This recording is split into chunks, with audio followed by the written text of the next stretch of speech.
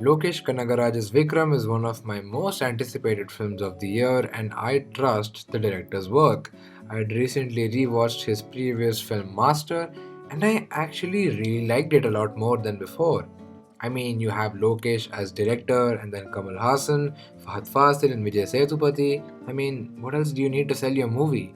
But, anyways, in this video, I'm going to be talking about Vikram. Now, did I like it? Yes, I really liked it and I had a fantastic time in the cinema hall watching it. The opening scene was surprisingly gripping in a way that I did not expect. We are introduced to Kamal Hassan's character Karnan through a classic mass dance song Patala Patala, which was really entertaining, and then he's kidnapped and then killed. This caught me off guard because the hero always survives. He always makes it out, even if it's the last second. But no, he straight up gets stabbed and blows up, which then made me wonder who we are going to follow moving forwards.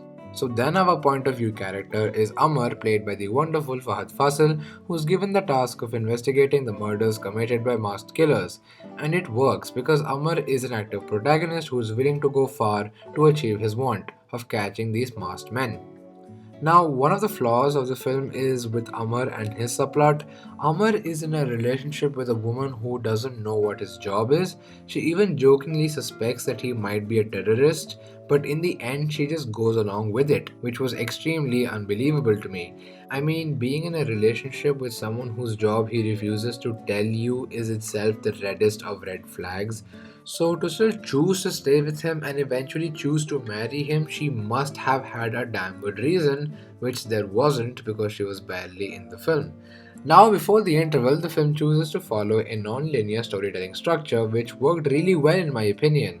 Instead of learning about Karnan directly, we get to learn what kind of person he was and what he went through from the point of view of the people around him as Amar interrogates them. And these scenes are also directed very creatively, as when Amar is in a place where Karnan was, you see both of them in the same shot for a brief moment, as the visualization plays with the concept of time and collides past and present into one for a momentary amount of time.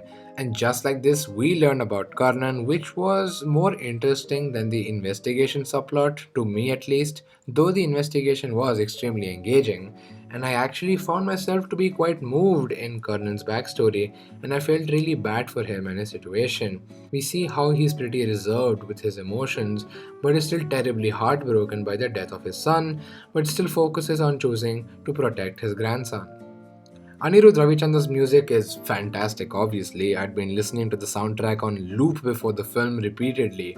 Once Upon a Time and the title track being my personal favorites, and I got really excited when those tracks began to play during the movie because I was interested to see what scene they would play in. Although I do feel like some of the tracks were a little overused, but the film smartly introduces a specific track to us in a song, and then later on in a scene, it plays an altered version of that very track, but in such a way that it serves the scene.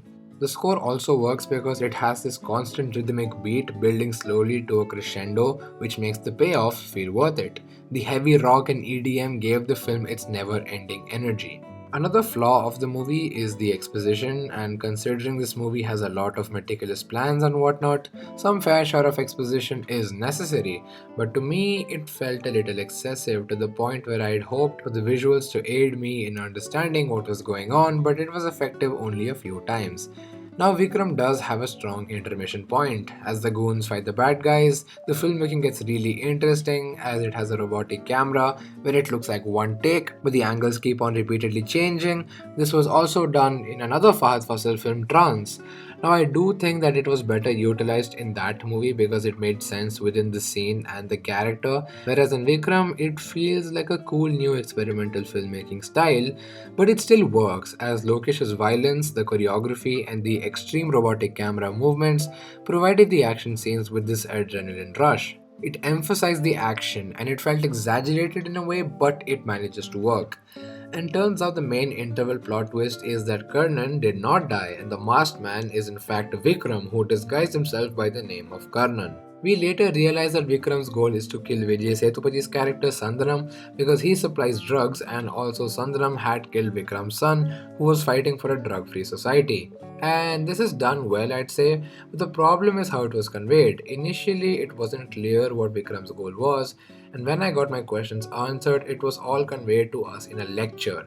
And Vikram even admits to the fact that it was a lecture which felt like lazy writing to me. The action is splendid, they're well choreographed, and what I really like about it is the fact that it isn't just action. Vikram has to request the bad guys to not make a sound as his grandson gets troubled by loud noises due to a condition he suffers from. So the irony is that there has to be action with little noise. This grounds the action on a more human and personal level, which is oddly reminiscent of the baby fight from The Fate of the Furious.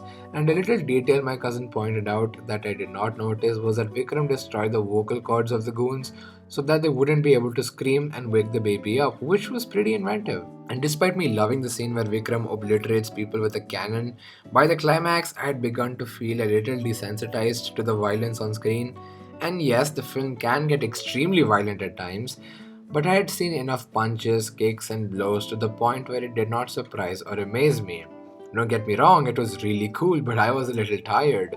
There were personal stakes, but I feel like it wasn't strong enough to be more emotionally invested. For example, Vikram is broken by his son's death, but we get to see them literally in one scene together. That's it. There isn't enough character work done for me to really care about them as strongly as I wanted to. But having several characters we'd earlier seen as the ex-militants Vikram had worked with was a nice little surprise. There's also a reference to Kamal's old film Nayagan where he's asked whether he's a good or a bad man, which I quite liked considering how much I adore Nayagan. One of the strong points of Vikram is the cinematography. The lighting and filmmaking go hand in hand to create visually compelling moments in the film. Cinematographer Girish Gangadharan plays with shadows and strong primary colors that gives the film a real flavor to it while also managing to feel suitable according to the tone of the movie. Vikram is a gritty, serious murder drama, but it is also a commercial masala movie, but it feels like it leans a bit too heavily on one side while trying to be both. Lokesh's previous venture, Master, was a pure commercial movie, whereas here it feels like it's both a serious drama as well as it's a mass movie. And I'm not saying that it's impossible to strike a balance, but it really felt like it tried to execute both really well, and it primarily still felt like a murder mystery. Vijay Sethupathi convincingly plays a menacing and ruthless drug lord, which he also did in Master, but here he also sells his worry for his family and his fear from his boss Rolex, played by none other than Surya. And I actually really like the scene where Surya makes an entry in the climax, as the shot choices really hold back initially from showing us the entire character until he does in an extremely gory way. But I feel like the scene went on for way too long in order to set up for a sequel, and so by the end, I was just kind of tired. But despite its few shortcomings, I really had a wonderful time at the movies with Vikram. Does it live up to the hype? I would say yes. It has moments of comedy that made me really laugh, and it's also really well made in terms of craft. I cannot wait to see what projects all of them do next because they continue to prove their talent with every new venture. Thank you for watching.